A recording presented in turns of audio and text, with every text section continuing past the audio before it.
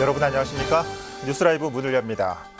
수도권 사회적 거리두기 1.5단계가 된 지 5일 만의 격상.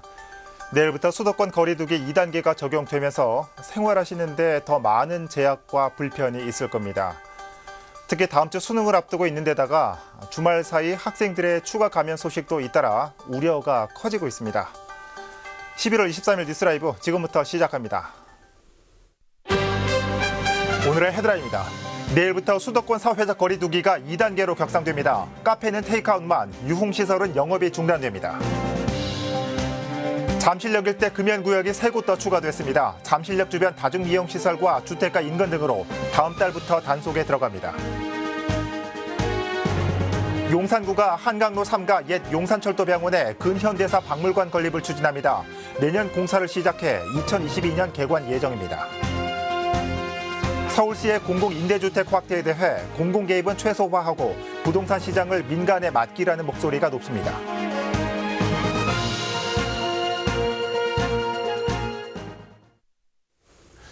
코로나19 국내 확산 기세가 심상치 않습니다. 일일 신규 확진자가 200명대로 소폭 감소했지만 다중이용시설을 중심으로 한 감염 확산으로 3차 유행 우려는 여전한 모습입니다. 해외에선 연내 백신 접종이 가능할 거란 낙관론도 조심스레 제기됩니다. 취재기자 연결해 자세한 내용 살펴보겠습니다. 박영찬 기자. 네, 보도국입니다. 네, 엿새 만에 200명대입니다. 휴일 영향도 있겠죠. 자세한 소식 전해주시죠. 네, 23일 기준 국내 코로나19 신규 확진자는 271명입니다. 닷새 연속으로 신규 확진자가 300명대를 기록했던 걸 감안하면 소폭 감소한 수치지만 휴일 동안엔 진단 횟수가 줄어든다는 것을 고려하면 감염 확산이 수그러들었다고 보긴 어려워 보입니다. 서울과 수도권 지역에선 불특정 다수가 모이는 다중이용시설을 중심으로 신규 확진자가 크게 늘고 있어 감염 확산 우려가 커지고 있습니다.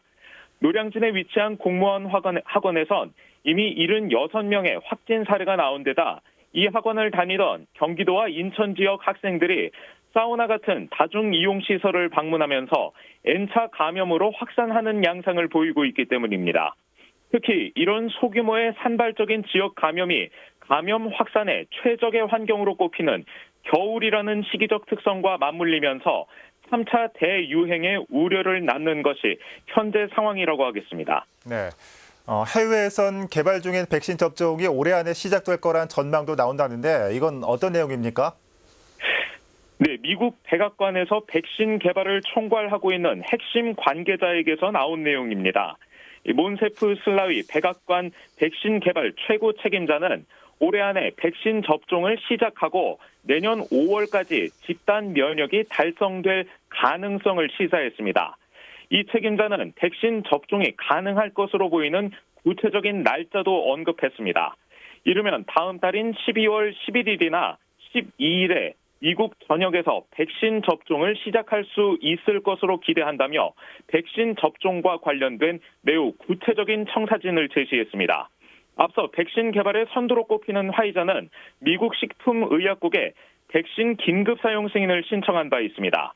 미국 백악관 역시 이 같은 백신 긴급 사용 승인 계획에 차질이 없다면 12월 10일이나 이와 근접한 날짜에 백신이 일반에 보급될 것이라는 전망에 상당한 무게를 두고 있는 것으로 보입니다.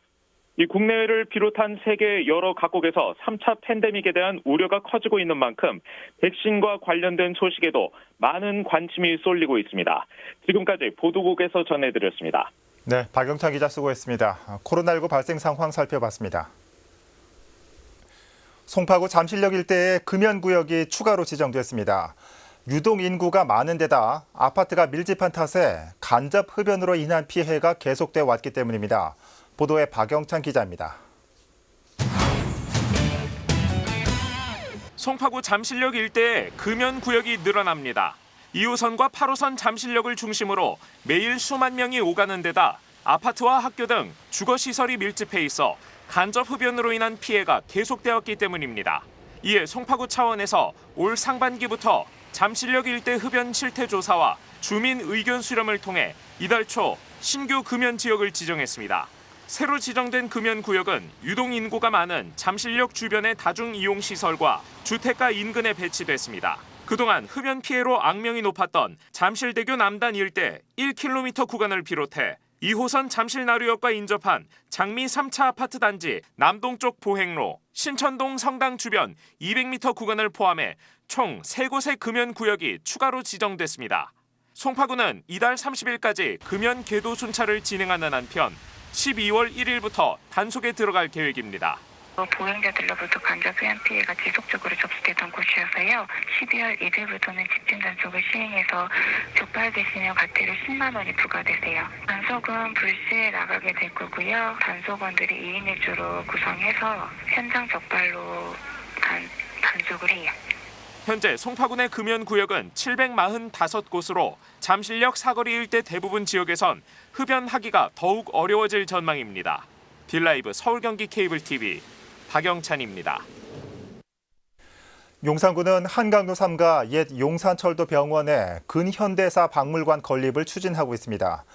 최근 문화체육관광부의 사전평가를 통과하면서 가시화되고 있는데 내년 착공 후 2년 뒤면 모습을 볼 수 있을 것으로 보입니다. 지혁배 기자입니다.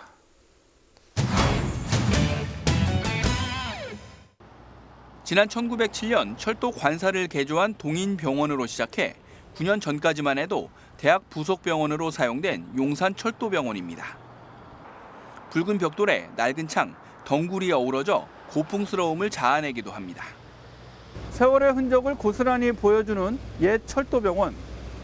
현재는 방치돼 있지만 앞으로는 용산의 근현대사를 볼 수 있는 박물관으로 다시 태어납니다. 지난 2017년부터 시작된 박물관 건립 계획이 최근 문화체육관광부의 설립 타당성 사전평가를 통과했기 때문입니다. 용산구는 등록문화재인 현재의 건물을 구조 변경 없이 개보수해 박물관으로 쓰고 수장고는 별도로 차릴 계획입니다. 용산의 근현대사를 볼 수 있는 전시실은 물론 전시와 연계한 체험과 각종 강좌, 연수를 할 수 있는 공간이 마련됩니다. 나머지 부지에는 민간 건설사가 주거 복합단지를 조성합니다. 저희 박물관은 교육실을 충분히 설치를 하고 해서 교육기관과 소통기관도 할 수 있고 그다음에 연구기관도 할 수 있고 그다음에 거기서 교류의 장을 복합적으로 할 수 있는 그런 복합문화공간으로 조성이 될 예정입니다. 그래서 용산구의 문화 플랫폼으로서의 거점으로 역할을 아마 담당하게 됩니다. 용산 근현대사 박물관은 내년 상반기 공사를 시작해 오는 2022년 개관을 목표로 추진됩니다. 용산구는 이미 3천여 점의 유물을 확보해 놓은 상태입니다. 딜라이브 서울 경기 케이블 TV 지역배입니다.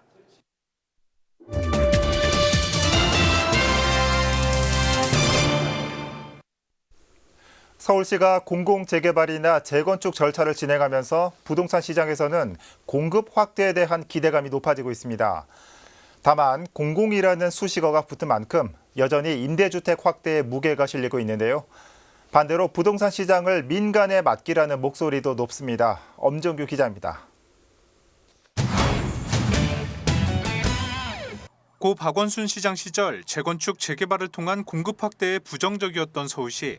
정부와 서울시가 공조해서 기존 주택 공급 외에도 7만 호의 추가 공급 방안을 발표했습니다. 또 한편으로 보면 주택 공급이 과연 또 반드시 주택 가격의 안정화를 가져왔는지 또 우리의 미래에 대하는지는 또 깊은 논의가 좀 필요하다고 사실 생각합니다. 왜냐하면 잘 아시다시피 지금 인구는 또 굉장히 급속도로 지금 줄고 있지 않습니까?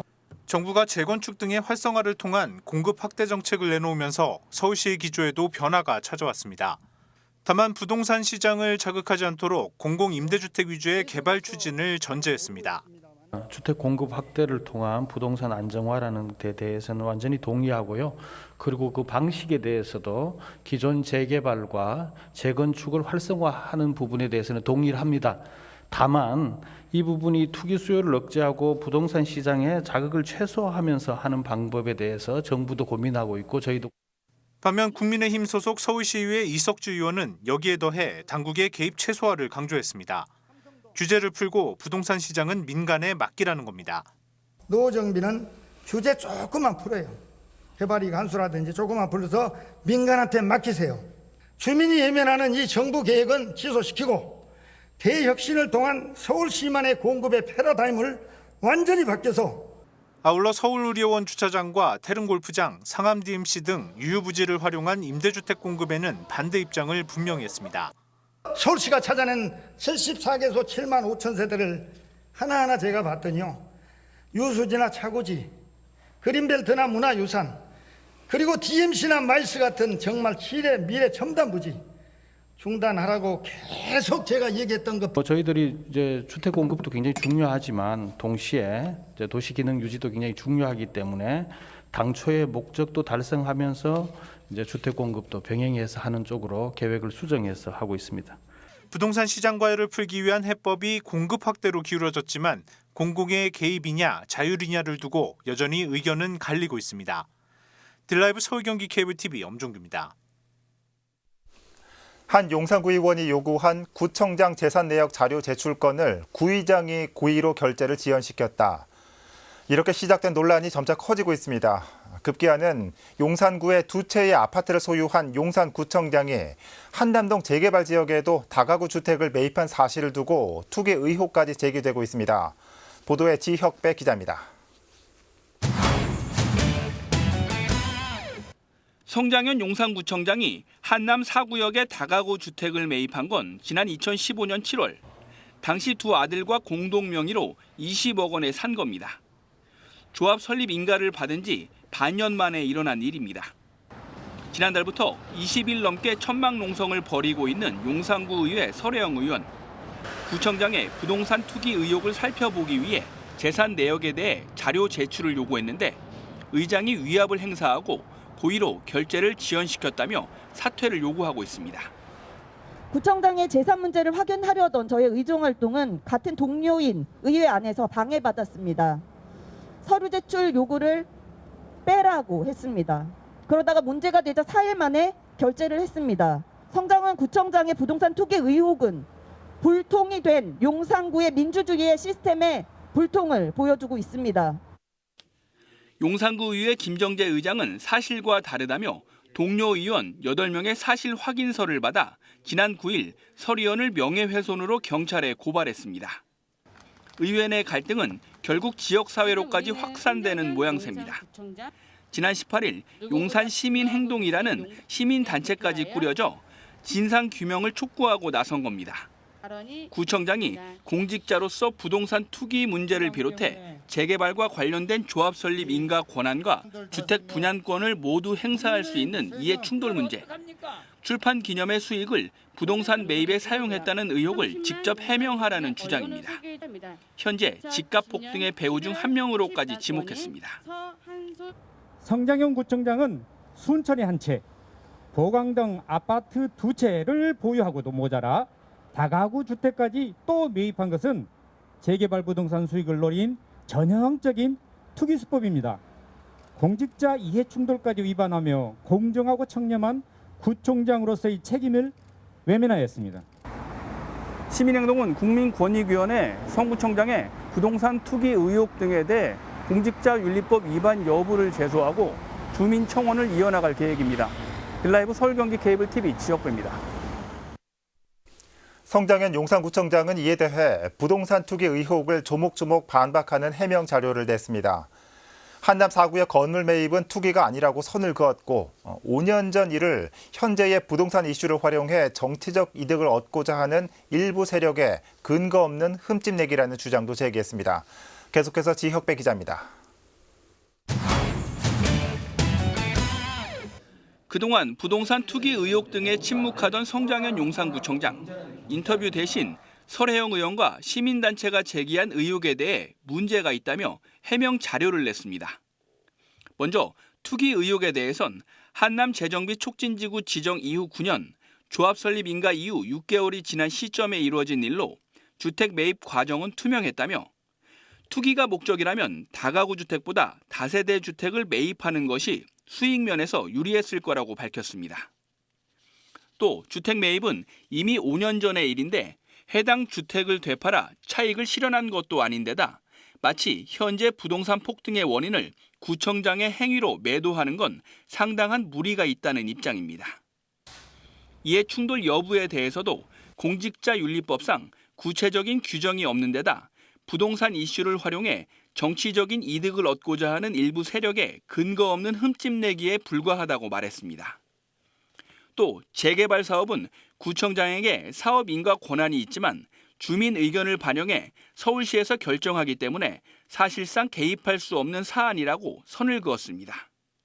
자금 출처에 대한 부적절성에 대해선 구청장 본인과 자녀의 저축, 은행 대출과 출판 기념회 수익 중 일부를 사용한 것으로 문제될 것이 없다고 밝혔습니다. 또 재산 변동 사항 역시 매년 성실히 신고했기 때문에 이를 부적절하다고 하는 건 잘못됐다고 지적했습니다. 딜라이브 서울 경기 케이블 TV 지역배입니다. 서대문구가 주민참여 예산제 시행 10주년을 맞아 좌담회를 열었습니다. 그간 국무총리상을 수상하고 서울시 자치구 평가에서 최우수 등급을 유지하는 등 좋은 성과를 내고 있지만 여전히 예산 반영에 대한 개선점은 남았습니다. 보도에 조성협 기자입니다. 서울시 자치구 중 주민참여 예산제를 처음 시행한 서대문구. 지난 2011년 9개 사업에 대한 주민참여 예산 반영을 시작으로 10년간 총 330건의 항목에 걸쳐 145억 원의 예산을 편성했습니다. 1기 주민참여 예산위원회는 개념 정립부터 업무 시행까지 혼선이 많았지만 국무총리상을 수상하는 등 첫 단추를 잘 꿰었다는 평가를 받았습니다. 국무총리상을 받을 때 진짜 줄 건가? 그런 생각이 들어서 종합청사를 현장에 갔을 때 그 기쁨은 저뿐만이 아니라 같이 했던 분들하고의 그런 그 일들이 거의 주마등처럼. 5기 역시 주민참여 예산제의 전반적인 틀을 정비하고 위원들의 참여폭을 확대하는 등 긍정적인 역할을 했다고 자평했습니다. 저희가 5기 주민참여 예산이 끝나고 나서 결과 보고를 드릴 때 저희가 요청한 사항이 모니터링을 정례화시켜달라 그 말씀을 드렸는데 그게 조례에 들어갔고 그래서 워크숍도 해서 우리 내부적인 단합, 내부적인 공부할 수 있는 시간을 좀 만들어달라 했는데 그것도 좀 진행되는 것 같고요. 하지만 개선점은 남았습니다. 현재 10기가 활동 중인 가운데 여전히 공무원과 주민 간의 업무 괴리가 커 예산 편성 과정에서 분란이 있다는 것, 또 주민자치회에서 제시하는 동참여 예산과 주민참여예산위원회에서 제시하는 구참여 예산이 중복되면서 각자의 예산 편성을 관철시키기 위한 알력 다툼이 발생하는 등 소통의 문제도 대두되고 있습니다. 구참여예산위원회랑 동참여예산위원회랑 이게 좀 유기적으로 결합되어 있지 못하다는 게 좀 아쉬웠거든요. 어떻게 보면 그 현장이라고 할 수 있는 동의 어떤 사업들에 대해서 제대로 잘 모르는 거예요. 그래서 이날 좌담회를 계기로 주민참여예산위원들은 예산 편성뿐만 아니라 결산 과정에 대한 참여도 높일 것이라 전했습니다.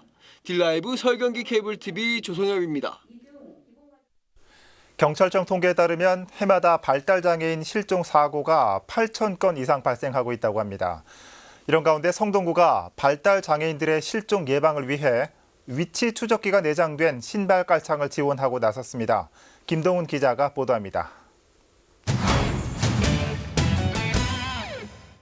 발달장애를 가진 아들을 키우고 있는 박미라 씨. 아이와 함께 외출했다가 눈앞에서 아이가 사라졌던 그날을 잊을 수가 없습니다.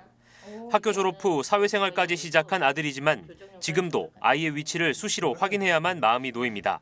우리 아이는 뒤에서 쫓아오고 있었는데 순간 없어진 거예요. 핸드폰은 내가 다 들고 있고 아이는 없어지고 잠깐이었어요. 10분 동안이었지만은 정말 머릿속에 하얘지고 아무것도 안 보이더라고요. 그래서 발달장애의 경우 의사소통이 쉽지 않기 때문에 실종 기간이 길어지는 경우가 많습니다. 때문에 평소 위치 추적이 가능한 휴대폰이나 목걸이를 소지하게 하지만 분실의 위험이 큰 상황. 성동구가 이런 발달장애인들을 위해 위치 추적기가 내장된 신발 깔창을 지원하고 나섰습니다. 평소에 신는 신발에 깔창만 깔면 발달장애인의 위치를 보호자가 스마트폰 어플을 통해 실시간으로 확인할 수 있습니다. 또 지정된 위치를 벗어날 경우 경고 문자가 자동으로 발송되는 기능도 갖추고 있습니다. 또 발달장애인분들 같은 경우에는 이제 거추장스러운 거를 굉장히 싫어하시는 분들이 다소 있으세요. 그러다 보니까 목걸이에 걸거나 어디에 걸거나 하는 것을 이제 버리게 되면은 사실 이게 무용지물이 되다 보니까 이 배회 감지기를 깔창에 깔므로써 언제든 이제 위치 추적이 가능할 수 있도록. 성동구는 스마트 깔창 지원을 통해 홀로 서기에 나선 발달 장애인들이 보호자가 없이도 사회 적응 훈련을 할 수 있을 것으로 기대하고 있습니다. 한편 성동구는 올해 초 치매 어르신들의 배회 방지를 위해 위치 추적기가 탑재된 신발을 지원한 바 있습니다. 딜라이브 서울 경기 케이블 TV 김동훈입니다. 서대문구 의회가 행정사무감사를 열고 각 국에 대한 개별 감사를 진행했습니다. 지난 19일 열린 1일차 행정복지위원회 소관 행감에서는 감사 담당관과 주민자치국, 복지문화국 등에 대한 개별 감사가 이루어졌습니다. 재정건설위원회 소관 행감에서는 기획재정국과 환경생활국, 도시재생국 등에 대한 개별 감사를 열었습니다. 이번 행감은 오늘까지 개별 감사를 진행하고 내일부터 27일까지 동별 감사와 공개 감사를 진행할 계획입니다. 이후 다음 달 17일 제267회 정례회 3차 본회의에서 행감 결과 보고서를 채택할 예정입니다. 광진구가 따뜻한 겨울나기 사업에 쉽게 참여할 수 있도록 QR코드 기부 시스템을 도입했습니다. 광진구와 서울시 사회복지공동모금회가 함께 진행하는 이 사업은 지역 주민들이 성금과 성품을 기탁해 어려운 이웃을 돕는 사업입니다. 지난 16일부터 모금이 시작됐고 내년 2월 15일까지 3개월간 사업이 진행됩니다. QR코드는 광진구청과 각동 주민센터에 비치돼 있으며 스마트폰으로 QR코드를 스캔한 뒤 모바일 결제창을 통해 기부할 수 있습니다. 또 이전과 같이 공동모금회 접수 창구와 온라인 계좌로도 기부가 가능합니다.